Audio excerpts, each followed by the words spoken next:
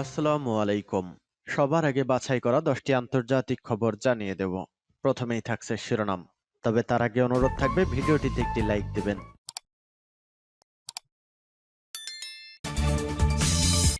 জানিয়ে দেব সর্বশেষ আপডেট আন্তর্জাতিক সংবাদ। শুরুতেই শিরোনাম। ইউক্রেনের পশ্চিমাঞ্চলে জোরালো রুশ হামলার শতাধিক ভবন বিধ্বস্ত।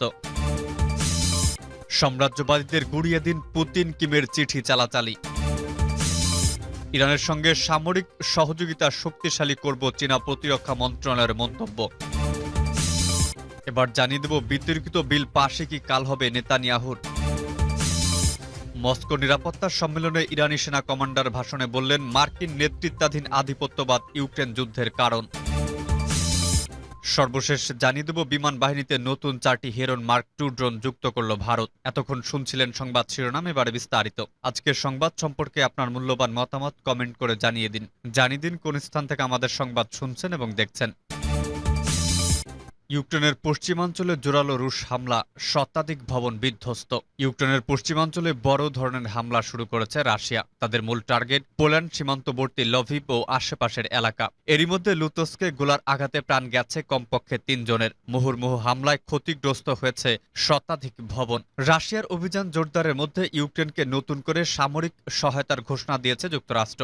সোমবার রাত 2টার দিকে সতর্কতামূলক সাইরেন বেজে ওঠে গোটা ইউক্রেনেই। টানা 2 ঘন্টা শোনা যায় সাইরেনের আওয়াজ। হামলা চালানো হয় একাধিক ফ্রন্টলাইনে। ইউক্রেনের রাশিয়ার অভিযান শুরুর পর সবচেয়ে বড় হামলা হলো লভিভে। পোল্যান্ড সীমান্তবর্তী শহরটিতে মিসাইল আর গোলা বর্ষণে সবচেয়ে ক্ষতিগ্রস্ত ভলিন। সেখানে বিধ্বস্ত হয়েছে বহু বাড়িঘর। এ প্রসঙ্গে লভিভের মেয়র আর্ডিস সাদোভি বলেন, 2 ঘন্টা আগেও এখানে শিশুদের একটি প্লেগ্রাউন্ড ছিল। সরাসরি রকেট আঘাত হানে সেখানে। পেছনের ভবন, উপরের তলা পুড়ে ছাই হয়ে গেছে। এখানে বেঁচে থাকা সত্যি খুবই কঠিন। সারাক্ষণ গোলা বর্ষণ হচ্ছে। এ পরিস্থিতিতে রেড ক্রসের মাধ্যমে উত্তর পূর্বাঞ্চলীয় কয়েকটি এলাকা থেকে বাসিন্দাদের সরিয়ে নেওয়া হয়েছে বলেও জানান তিনি। ইউক্রেনের মানবহীন নৌকা তৈরির কারখানার হামলায় দাবি করেছে রাশিয়া। বিভিন্ন ফ্রন্টলাইনের ইউক্রেনের হামলা প্রতিহতের দাবিও করেছে ক্রেমলিন। এ প্রসঙ্গে রুশ প্রতিরক্ষা মন্ত্রণালয়ের মুখপাত্র ইগোর কুনাশেকনভ বলেন, ইউক্রেনের মানববিহীন নৌকা তৈরির কারখানা ও গুদামে রাতভর হামলা চালিয়ে সবগুলো ধ্বংস করা হয়েছে। হামলার লক্ষ্য অর্জিত হয়েছে। এদিকে রাশিয়ার কমান্ড পোস্ট ও অস্ত্রাগার হামলার দাবি করেছে ইউক্রেন। KA-52 এলিগেটর সহ 16টি মিসাইল ভূপাতিত দাবিও করেছে তারা। সোমবার দোনেস্কের ইউক্রেনীয় ব্রিগেডের হেডকোয়ার্টার পরিদর্শন করেন দেশটির প্রেসিডেন্ট ভলোদিমির জেলেনস্কি। প্রসঙ্গত, ফ্রন্টলাইনে চলমান এমন উত্তেজনার মধ্যেই ইউক্রেনকে আরও $200 মিলিয়ন সামরিক সহায়তার ঘোষণা দিয়েছে যুক্তরাষ্ট্র, যার মধ্যে থাকবে আকাশ প্রতিরক্ষা ব্যবস্থা সহ আরও অনেক অত্যাধুনিক সমরাস্ত্র।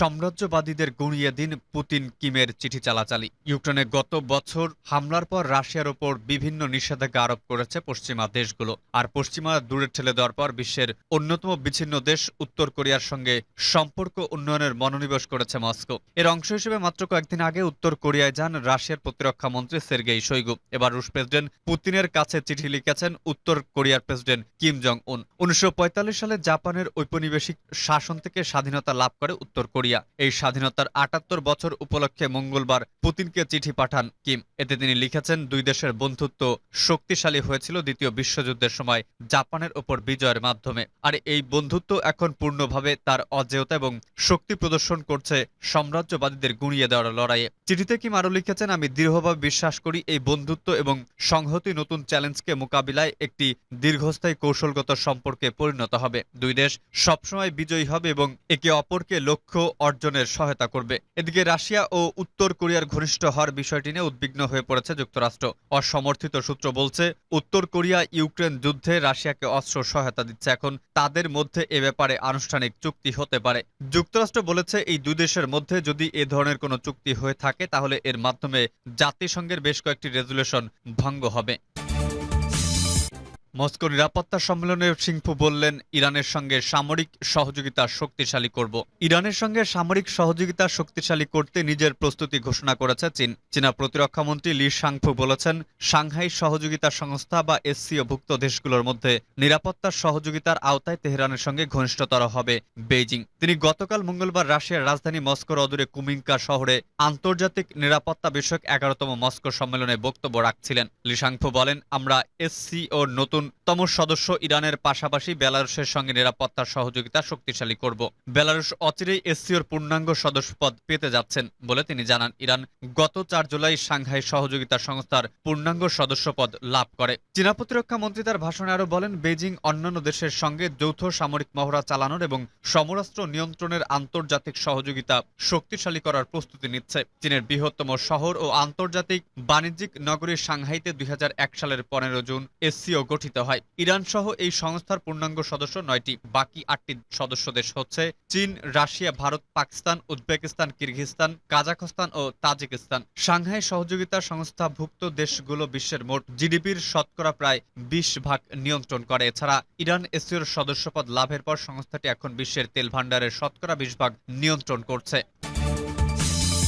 বিচার ব্যবস্থা সংস্কার বিতর্কিত বিল পাশে কি কাল হবে নেতানিয়াহুর? বিচার ব্যবস্থা সংস্কারের বিতর্কিত বিল পাশের পর জনপ্রিয়তা কমেছে ইসরায়েলের প্রধানমন্ত্রী বেনিয়ামিন নেতানিয়াহুর। এমন আইনের কারণে নাগরিক অধিকার ক্ষুণ্ণ হবে বলে মনে করেন বেশিরভাগ ইসরায়েলি। এমনকি প্রতি 3 জনের মধ্যে একজন নাগরিক ইসরায়েল ছাড়ার পরিকল্পনা করছেন বলেও তথ্য উঠে এসেছে একটি জরিপে। বিচার ব্যবস্থা সংস্কারের বিতর্কিত বিল ইস্যুতে গেল 8 মাসের বেশি সময় ধরে উত্তপ্ত ইসরায়েল। শুরু থেকে নেতানিয়াহুর সরকারের এমন সিদ্ধান্তে ক্ষোভ প্রকাশ করে সাধারণ মানুষ। যতই দিন গড়িয়েছে বিক্ষোভকারীর সংখ্যা পাল্লা দিয়ে বেড়েছে। বিচার ব্যবস্থা সংস্কারের ইস্যু থেকে তা সরকার বিরোধী আন্দোলনেও রূপ নেয়। তবে সাধারণ মানুষ কথায় কান না দিয়ে সম্প্রতি বিতর্কিত ওই বিল পাশ করে ইসরায়েলের কট্টর ডানপন্থী সরকার। বিল পাশের পরও বিক্ষোভ অব্যাহত আছে রাজধানী তেল আবিব সহ বিভিন্ন শহরে। সরকারের এমন সিদ্ধান্তের কারণে তলানিতে ঠেকেছে নেতানিয়াহুর জনপ্রিয়তা। সম্প্রতি প্রকাশিত এক জরিপ বলছে, নতুন এই বিল পাশের কারণে নাগরিক অধিকার ক্ষুণ্ণ হবে বলে মনে করেন বেশিরভাগ ইসরায়েলি। এমনকি প্রতি 3 জনের মধ্যে একজন নাগরিক ইসরায়েল ছাড়ার পরিকল্পনা করছেন বলেও জরিপে উঠে এসেছে। জরিপে অংশ নেওয়াদের বরাত দিয়ে আন্তর্জাতিক গণমাধ্যম জানিয়েছে, বিতর্কিত বিল ইস্যুতে বাধ্য হয়ে রাস্তায় নামেন সাধারণ ইসরায়েলিরা। তারা মনে করছেন বিচার বিভাগ সংস্কারের আনতে সরকার যে উদ্যোগ নিয়েছে তাতে ইসরায়েলের গণতন্ত্র হুমকির মুখে পড়েছে। কারণ বিদ্যমান আইনে পার্লামেন্টের যে কোনো সিদ্ধান্ত চাইলে সুপ্রিম কোর্ট বদলে দেওয়ার ক্ষমতা রাখেন। ইসরায়েলের অভিবাসন বিশেষজ্ঞরা বলছেন, কয়েক মাস ধরে নাগরিকদের মধ্যে ইসরায়েল ছাড়ার প্রবণতা বেড়েছে। তারা বলছেন, বিচার বিভাগের সংস্কারে অর্থনীতিতে নেতিবাচক প্রভাব এবং জীবনযাত্রার ব্যয় বেড়ে যাওয়া নিয়ে অসন্তোষের কারণেই অনেকের এমন মানসিকতা তৈরি হয়েছে। নাগরিকদের ইসরায়েল ছাড়ার প্রবণতা বেড়ে যাওয়াকে নেতানিয়াহু সরকারের জন্য অশনি সংকেত হিসেবে মনে করছেন বিশ্লেষকরা। মস্কো নিরাপত্তা সম্মেলনে ইরানি সেনা কমান্ডারের ভাষণ, মার্কিন নেতৃত্বাধীন আধিপত্যবাদ ইউক্রেন যুদ্ধের কারণ। মার্কিন নেতৃত্বাধীন আধিপত্যবাদ ও আমেরিকার অতিরিক্ত চাহিদার কারণে ইউক্রেনের ধ্বংসাত্মক যুদ্ধ শুরু হয়েছে বলে মন্তব্য করেছেন ইরানের একজন শীর্ষস্থানীয় সেনা কমান্ডার। ইরানের সশস্ত্র বাহিনীর deputy chief of staff brigadier general Aziz Nasirzadeh গতকাল এ মন্তব্য করেন। তিনি রাশিয়ার রাজধানী মস্কোর অদূরে কুবিঙ্কা শহরে আন্তর্জাতিক নিরাপত্তা বিষয়ক 11তম মস্কো সম্মেলনে বক্তব্য রাখেন। জেনারেল নাসির জাদে বলেন, মার্কিন নেতৃত্বাধীন আধিপত্যবাদ ও অতিরিক্ত চাহিদা না থাকলে ইউক্রেনে চলমান ধ্বংসাত্মক যুদ্ধ শুরু হতো না। বিমান বাহিনীতে নতুন 4টি হেরন মার্ক 2 ড্রোন যুক্ত করল ভারত। ভারতীয় বিমান বাহিনী 4টি নতুন হেরন